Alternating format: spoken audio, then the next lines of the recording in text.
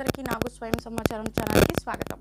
ఈరోజు మన వీడియోలో అంటే మనీ మంత్ర విషయంలో ఏ విషయం గురించి అయితే ఇక్కడ చర్చించబోతున్నాను అంటే స్టక్ అయిన అమౌంట్ని, అంటే మనం ఇందులోనో పెట్టుబడి పెట్టింటాం, లేదా ఎవరికైనా చేయి బదులుగా ఇచ్చింటాం, లేదా ఒక వ్యవహారమే చేసి ఉంటాం. ఇచ్చిన అమౌంట్ని తిరిగి పొందలేనప్పుడు, అంటే అది మన వరకు మనకి రిటర్న్ రానప్పుడు స్టక్ అయిన అమౌంట్ని మనం ఎలా పొందాలి అంటే ఈ ఒక మంత్ర జపంతో మీరు స్టక్ అయిన అమౌంట్ని కూడా తిరిగి పొందొచ్చు.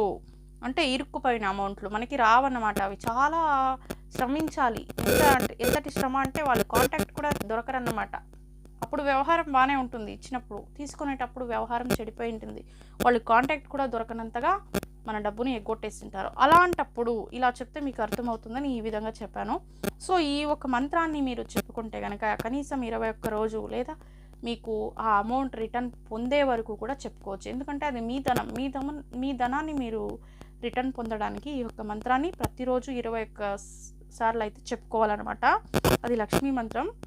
ఓం భూం లక్ష్మి ఆగచ్చ పూర్ణత్వం స శ్రీం నమః.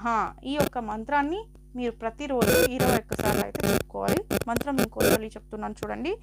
ఓం భూం లక్ష్మి ఆగచ్చ పూర్ణత్వం స శ్రీం నమః. ఈ యొక్క మంత్రాన్ని మీరు ప్రతిరోజు 21 సార్లు చెప్పుకున్నట్టయితే మీరు మీ డబ్బు అంటే